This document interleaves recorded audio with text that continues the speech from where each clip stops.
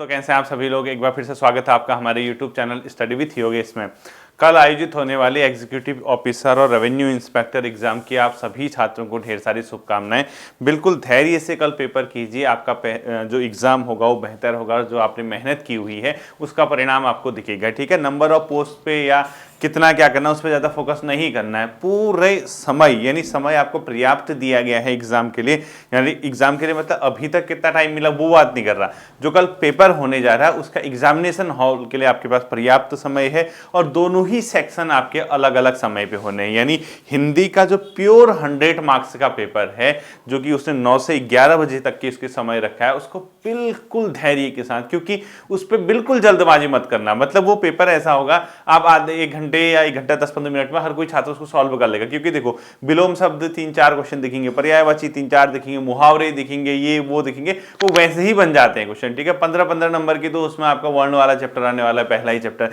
तो जितना धैर्य से आप उस पेपर को देंगे सेकंड पेपर उतना आपका बेहतर होगा। क्योंकि कई बच्चे अगर जैसे पहला पेपर अगर गड़बड़ा दिया यानी पहले पेपर में अगर नर्वस हो गए तो फिर वो दूसरा पेपर भी बहुत ज़्यादा बेहतर नहीं कर पाते हैं। इसलिए समय का भरपूर प्रयोग कीजिएगा, यानी सोचने का समय आपको मिलेगा कल के पेपर में। ऐसा मत सोचना कि यार 2 घंटे का पेपर है, टाइम कब जब हो जाएगा हिंदी के लिए, बिल्कुल ऐसा नहीं होगा। 2 घंटे के अंदर आप लोग अच्छे से पेपर करना और उसको जितना बेहतर करेंगे, क्योंकि लेंदी पेपर है। शायद कई बच्चे ऐसे होंगे जो आज तक ग्रुप सी वगैरह के एग्जाम दे रहे थे, उनका भी कल एग्जाम होगा।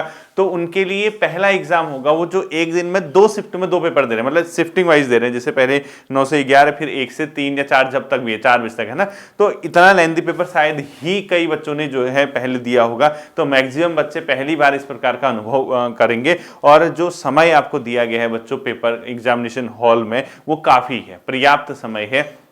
तो हम उम्मीद करेंगे, ये पूरी मेरी दुआएं हैं आपके लिए, शुभकामनाएं हैं कि आपका जो एग्ज़ाम है वो बेहतर हो और कल ही शाम को जब आप पेपर दे के आए, दोनों पेपर आपके छूटें, तो आपके चेहरे पे मुस्कान हो। मतलब ये है कि आप ये उम्मीद करें कि आपका चयन इस बार हो जाए। अब कई लोग कहेंगे सर 31, 32, 33 ही तो पोस्ट हैं, सब कैसे निकलेंगे, आप भी क्या बात करते हो। अभी भाई मैं यही तो बात करूंगा ना, अभी किसी को पता थोड़ा ना कि कौन निकलेगा। वो तो एग्जाम में आप जाओगे, वो सब जानते हैं कि जितनी पोस्ट हैं उतने ही निकलते हैं, लेकिन वो आप भी तो हो सकते हो जिसके दिमाग में ऐसा थॉट आ रहा कि यार ये तो बस इतने ही निकलेंगे। उन 33 जितने भी पोस्ट हैं उसमें आप भी तो हो सकते हैं ना।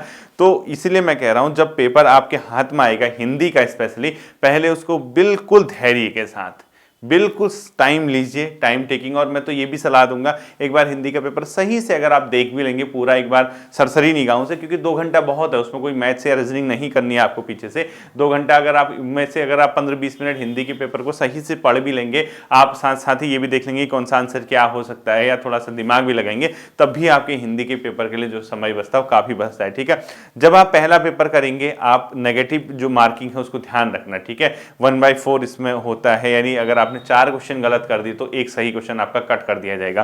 तो नेगेटिव मार्किंग भी है। ज्यादा हमने ये भावुक नहीं होना कि यार हमने सभी क्वेश्चन करने हैं या 85 करने, 90 करने हैं। पेपर का स्तर देखिए बिल्कुल धैर्य के साथ, क्योंकि बहुत लेंथी पेपर है। 300 नंबर में से आपकी कट ऑफ बननी है, क्योंकि 100 नंबर की हिंदी और 200 का शायद जीएस होगा ना। उस 300 में से देखना आप, लेंथी पेपर होने की वजह से इसकी जो कट ऑफ है 235, 230, 240, 220 कहीं भी अटक सकती है। ठीक है, हम ये नहीं जानते कि अभी कितनी जाएगी, वो तो पहली बार इस प्रकार का एग्जाम यूकेपीएससी के द्वारा आयोजित किया जा रहा, हम लोग भी उसके साक्षी या गवाह होंगे।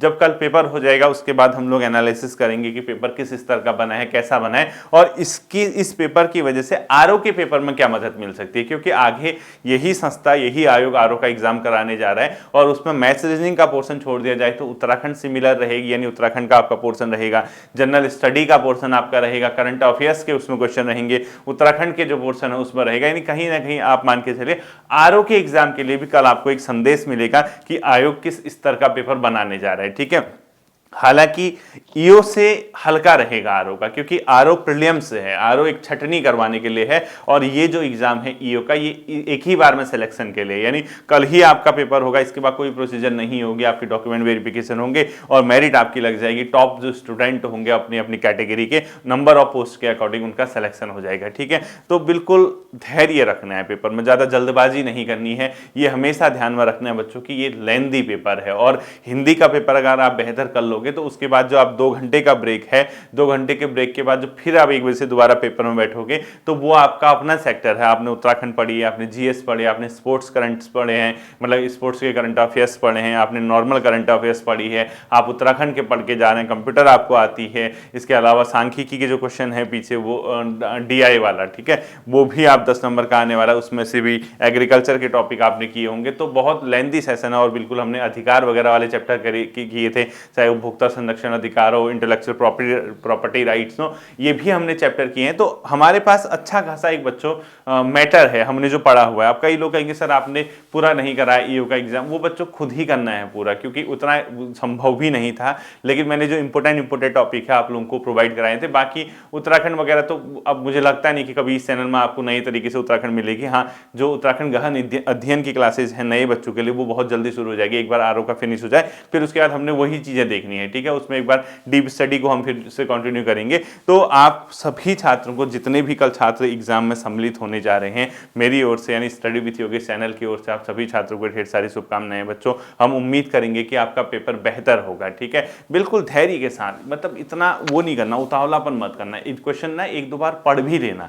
कई बार क्या होता है ना, हम लोग जल्दबाजी कर देते हैं, क्वेश्चन पूछेगा इनमें से कौन सा है या इनमें से कौन सा नहीं है पूछता है तो हम है देखते हैं, मतलब जल्दबाजी में, ठीक है, ये जल्दबाजी मत करना बच्चों, ठीक, और आराम से बिल्कुल क्वेश्चन को 2 से 3 बार समझ लेना, पढ़ लेना, क्योंकि समय बहुत है। सेकंड पेपर के लिए शायद 3 घंटे का समय दिया है, वो 3 घंटे काटने में, क्योंकि आप तो महारथी हैं, आपको महारत हासिल है उत्तराखंड के क्वेश्चन और जीएस के क्वेश्चन पढ़ने में, तो आपको ठीक ठाक तरीके से क्वेश्चन पढ़ने हैं, बहुत जल्दबाजी उन क्वेश्चन के लिए नहीं करनी है। तो आप अगर आप सही तरीके से पढ़ेंगे तो होता क्या है, एग्जामिनेशन हॉल पे दबाव तो रहता ही, और मैंने आपको ये भी बताया था परसों की क्लास में, दबाव को आपने मिनिमाइज करने की कोशिश करनी है, ठीक है, न्यूनतम अपना दबाव रखिए, खत्म तो नहीं होता है दबाव, क्योंकि न्यूनतम अगर आपका दबाव होगा तो 15-20 नंबर जो आपके दबाव के कारण बर्बाद हो जाते हैं वो आपके रिटेन हो जाएंगे, यानी कहीं न कहीं वो आप बैलेंस करके चलोगे, आपको मिल जाएंगे। तो हमें दबाव को भी डील करना है, हमें जो एग्जामिनेशन हॉल में जो क्वेश्चन है उसको भी डील करना है, उसके बाद हमारा जो आगे आरओ का पेपर है उसको भी हमने डील करना है। तो कहीं ना कहीं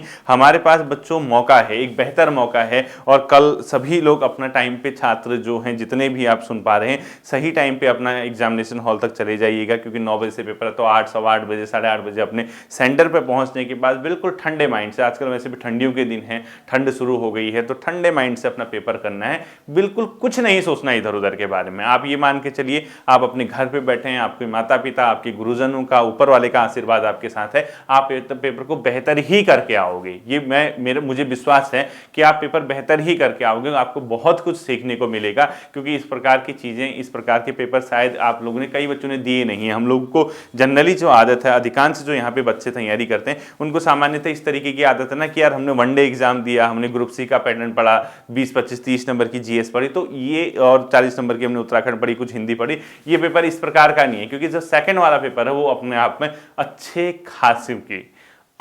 खासों को वहां पे क्या कर सकता है, परेशान भी कर सकता है, ठीक है, सेकंड वाला पेपर। इसीलिए बिल्कुल शांत माइंड होके, बिल्कुल इधर उधर की सोचनी नहीं है, अपना पेपर दीजिए, शांत होके, कूल होके पेपर हॉल में जाइए और आराम से गोले लगाइए। हिंदी देखिए कितने आप कर पा रहे हैं, 70, 75, 80, 85, जितना भी आपका हिंदी का पोर्शन बन पा रहा है उसको कीजिए। उसके बाद 2 घंटे का ब्रेक लीजिए, 2 घंटे का ब्रेक है उसमें आराम से अपना चिल कीजिए, 1 बजे से पुनः एग्जामिनेशन हॉल पे जाइए, और उसके बाद हम लोग क्या करेंगे, बाद में शाम को पेपर देखेंगे किस प्रकार का था, आंसर की वगैरह हम लोग कोशिश करेंगे कि आप लोगों के लिए लेके आए। और साथ ही साथ याद रखना, जब पहला पेपर हो जाएगा डिस्कस मत करना किसी से, ठीक है, यानी हिंदी का पेपर अगर आपका हो गया 9 से 11 बजे तक छूट गया तो उस पर कुछ डिस्कशन नहीं करना है, ये सही है, इसका ये है, इसका ये, वो बात की बात है जब आप दोनों पेपर देके आओगे, क्योंकि अगर बाई चांस कोई आने वाला क्वेश्चन जल्दबाजी में गलत करके आगे तो फिर वो टेंशन आपके दिमाग में क्रिएट हो जाएगी, फिर टेंशन आपको होने लग जाएगा। इसलिए दोनों पेपर जब सॉल्व कर लेंगे, जब कॉपी जमा हो जाएगी आपकी, उसके बाद आप लोग क्या करना, डिस्कस करना, आंसर सर्च करना। ऐसा नहीं कि 2 घंटे वहां बैठे गूगल पे सर्च करने में लगे, ऐसे काम मत करना, ठीक है, अपना चिल कीजिए, आपका पेपर बेहतर होगा, ठीक है। फिर हम कल मिलेंगे पुनः, एक बार सभी छात्रों को मेरी ओर से ढेर सारी शुभकामनाएं, आपको बहुत ज्यादा बेस्ट विशेष मेरी ओर से। फिर मिलते हैं अगले सेशन पे, अपना ध्यान रखिएगा, थैंक यू।